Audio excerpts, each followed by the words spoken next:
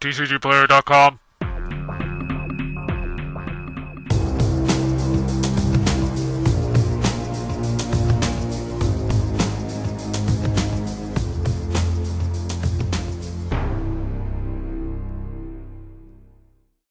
With Against the Giants, we're looking at bringing back some of the classic Giants of old for Dungeons & Dragons.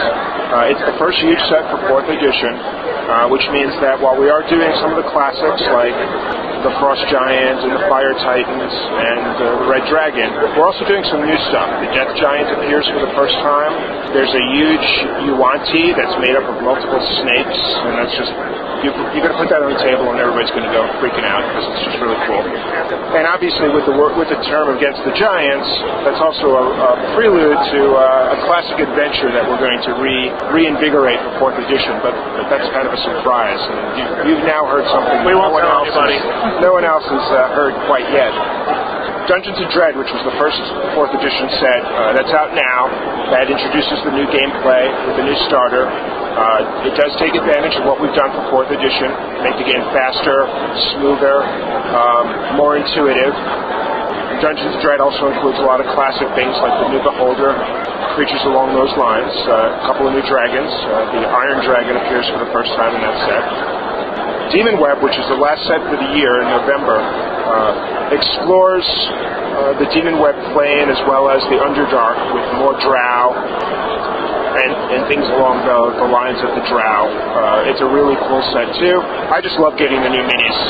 I play the skirmish game, but my real love is the role-playing aspect, and every time we get a new set, my players are both excited and scared to see what I'm going to throw at them that they haven't seen yet, because I get it first, so that's really cool.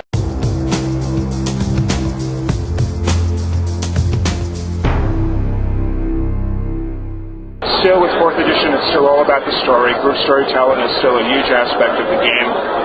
Actually, I think with the new modified rules, with the new emphasis on getting right to the fun, we've actually made it easier to be a storyteller, role player with the new edition.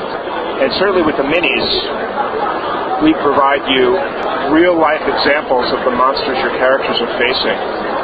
And that's certainly true with these first 3 sets for 4th edition. We tried to hit all the high points. We've got the dragons, we've got the giants, we've got kobolds, we've got gnolls, we've got undead. So whatever sphere of play you want to get into, these first 3 sets will cover you pretty well.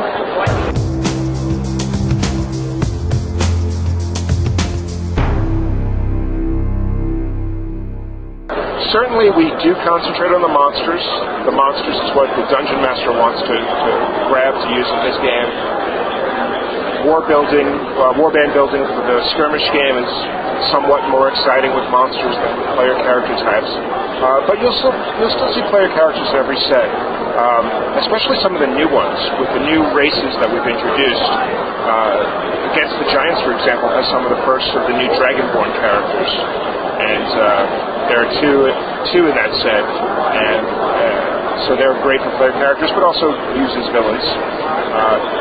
So we are certainly making every effort to get out characters for you to play as a character, but I believe that in general, the sets are more vibrant and more exciting if the majority of the creatures in them are monsters. I'm not sure anyone would be very happy buying 60 player characters when they only need 1. So no set will ever be fully player character.